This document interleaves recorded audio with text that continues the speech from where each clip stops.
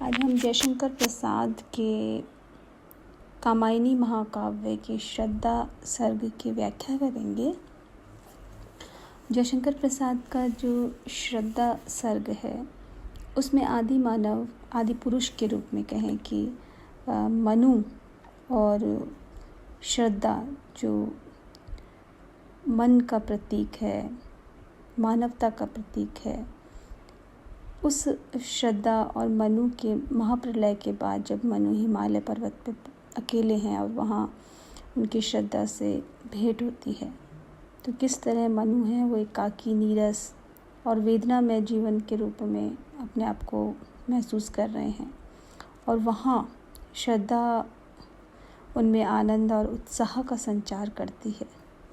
और किस तरह मनु और श्रद्धा के जो परस्पर संवाद है और उसकी भेंट होने के बाद मनु की जो निराशा है वो दूर होती है, उनमें उत्साह का संचार होता है। और इस रूप में ये जो दोनों का चरित्र के रूप में श्रद्धा के चरित्र चित्रण मनु के द्वारा पूछा जा रहा है, और मनु के मन की व्यथा बताना, ये इस सर्ग में हमें मिलता है। तो पहला इसका हम देखते हैं, पंक्तियाँ पढ़ते हैं।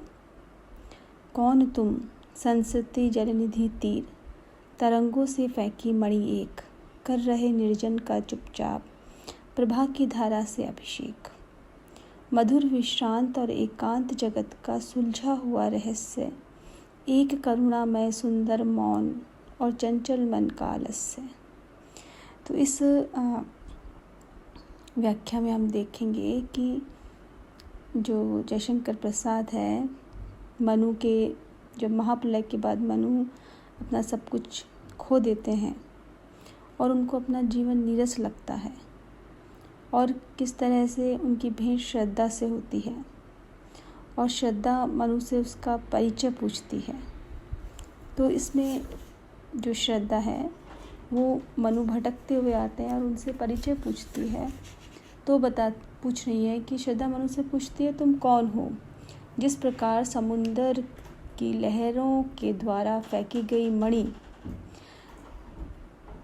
जो निर्जन स्थान में आकर अकेली है और एक चमक रही है, तो उसे ऐसा लगता है कि संसार रूपी सागर के किनारे पर जैसे मणि समंदर के मंथन से बाहर निकल आकर पड़ी हुई है, उसी तरह तुम भी इस एकांत सुनसान स्थान पे तुम्हारी जो कांति है मणि के समान वो सुशोभित हो रही है। वो श्रद्धा आगे कहती है कि तुम्हें देखने से ऐसा लग रहा है कि मानो संसार का जो रहस्य है वो सुलझा लिया है तुमने, और तुम यहाँ एकांत में निश्चिंत होकर बैठे हो, और तुम्हारे चेहरे पर जो करुणा झलक रही है, जो तुम्हारा मौन है वो सबसे अधिक आकर्षक लग रहा है। तुम्हारा शांत स्वभाव, जो तुम्हारा मन, चंचल मन, रहने वाले चंचल मन की जो शीतलता के समान है, यानी प्रलय के बाद तुम एकदम एकाकी बैठे हुए हो। जिस प्रकार मन सदैव चंचल बना रहता है, उसमें जो वेग है और उसके बाद वो जो शांति है, शक्ति होना, पार शक्ति के बाद भी जो शांति है, तो ऐसा लग रहा है तुम में भी जो मानवीय करुणा है वो तुम में शांत सी आकर यहाँ दिखाई दे रही है। यानी जब प्रलय के बाद मनु का मन निराशा से घिरा हुआ है, और उस निराशमय मन को कवि ने चंचल मन का आलस्य कहा है, कि ऐसा लग रहा है मन तो चंचल है लेकिन अभी वो शांत बैठा हुआ है, यानी उसमें आलस्य लग रहा है। तो ये जो संवाद है वो इसमें अभिव्यक्त हो रहे हैं। उपमा और रूपक अलंकारों का प्रयोग हो रहा है, तत्सम शब्दावली का प्रयोग हुआ है। अब हम दूसरा पद देखते हैं।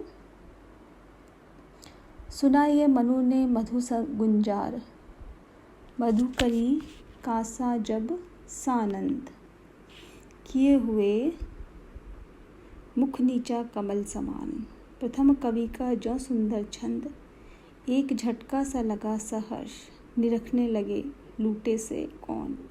गा रहा है सुंदर संगीत, कुतूहल रह न सका फिर मौन।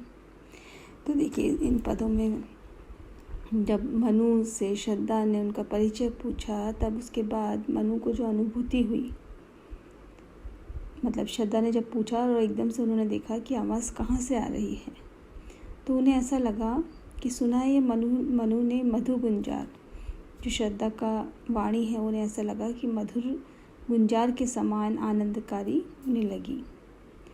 और उसका मुख नीचे झुके हुए कमल के समान था और उसकी मधुर वाणी मानो ऐसा लग रहा था कि आदि कवि वाल्मीकि का पहला छंद मनोरम छंद हो। मनु ने जब श्रद्धा का मधुर कथन सुना तो उसे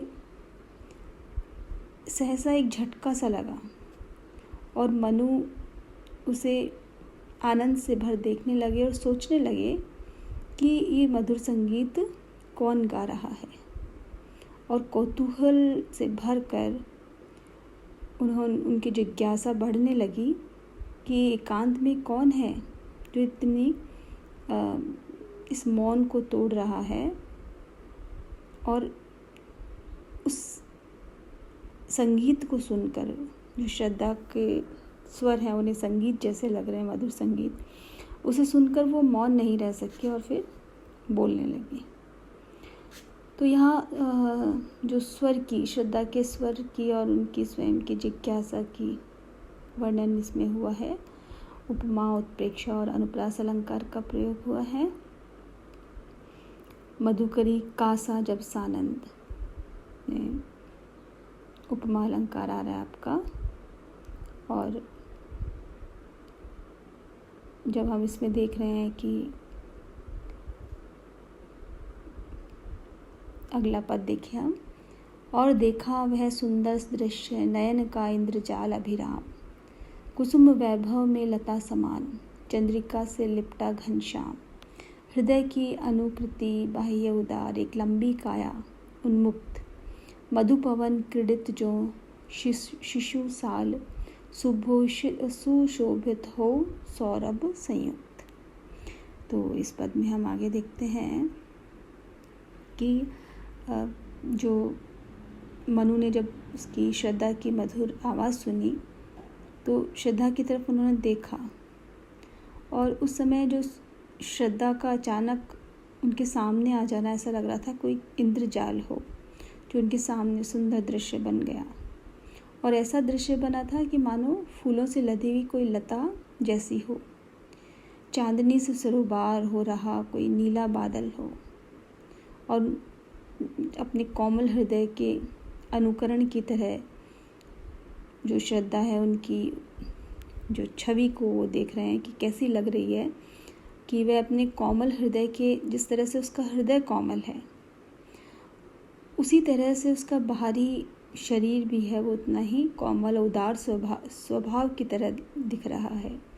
उसकी लंबी काया है, वो एकदम स्वच्छंद स्वभाव की प्रतीत हो रही है। यानी श्रद्धा है वो अपने उदारता और उन गुणों से अंदर से जितनी सुंदर लग रही हैं, उसी प्रकार शारीरिक सौंदर्य से भी वो आंतरिक और बाह्य दोनों सौंदर्य से वो परिपूर्ण है। और जैसे सुगंधित हवा से छोटा जो साल वृक्ष है वो लहराता है और झूमता है, खेलता है, तो ऐसा लग रहा है उसका शरीर भी, श्रद्धा का शरीर भी है, वो पवन के स्पर्श से है, वो लहरा रहा है, इधर उधर झूम रहा है। सौरभ संयुक्त, सौरभ से भरकर, संयुक्त मतलब भरकर। तो यहाँ हम देख रहे हैं कि किस तरह श्रद्धा के सौंदर्य का वर्णन वो कर रहे हैं।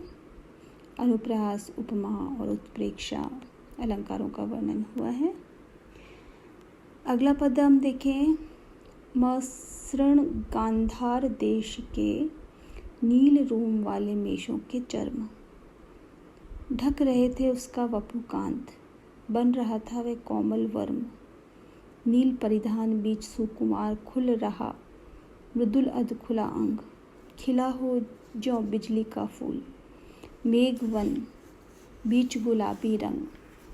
देखिए इसमें कितना खूबसूरत श्रद्धा के सौंदर्य का जो वर्णन है वो किया है कि जब मनु ने श्रद्धा को अपने सामने देखा तो उस रूपवान युवती को देखकर मोहित हो गए और उन्होंने देखा कि उसने गांधार देश के नीले रोम वाली जो भेड़ है उसकी कोमल उसकी खाल को वस्त्र के रूप में, पोशाक के रूप में धारण कर रखा है और उसे उसका शरीर, श्रद्धा का शरीर है वो और मनोहर लग रहा है।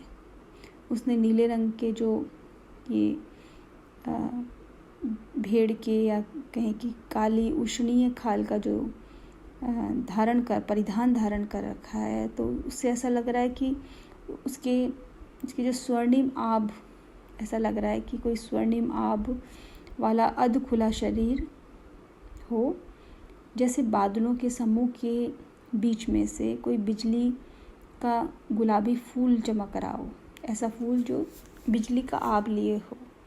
यानी श्रद्धा के शरीर का वर्ण है वो स्वर्णिम गुलाब की आभ से मिश्रित था, इसलिए उस काले परिधान के अंदर बिजली की तरह चमक उन्हें लग रही थी।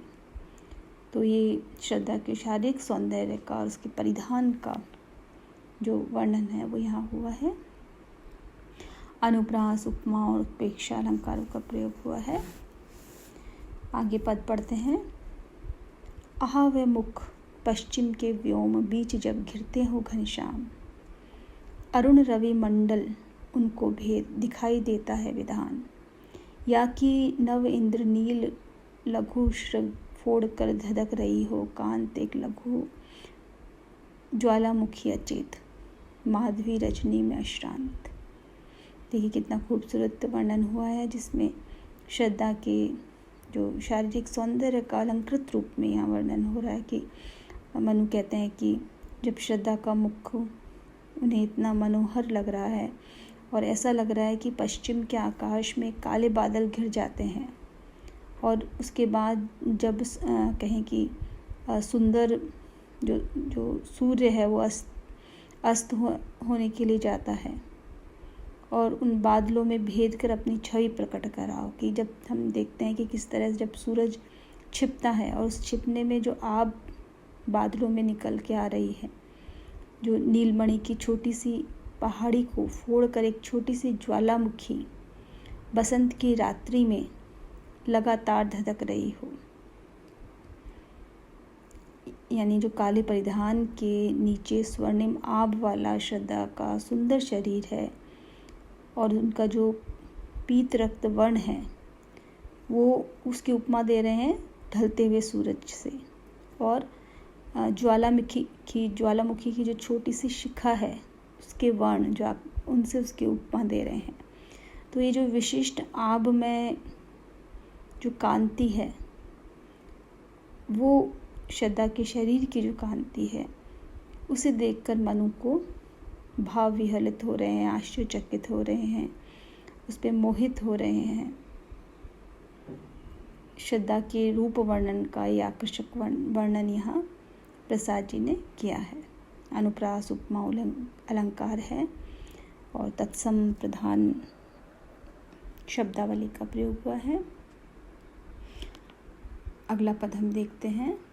घिर रहे थे घुंघराले बाल, अस अवलंबित मुख के पास, नील धन शावक से सुकुमार, सुधा भरने को विधु के पास। और उस मुख पर वह मुस्कान, रक्त किसले पर ले विश्राम, अरुण की एक किरण अम्लान, अधिक अलसाई हो अभिराम, नित्य यौवन छवि से ही दीप्त, विश्व की करुण कामना मूर्ति, स्पर्श के आकर्षण से पूर्ण, प्रकट करती जो जड़ में स्फूर्ति।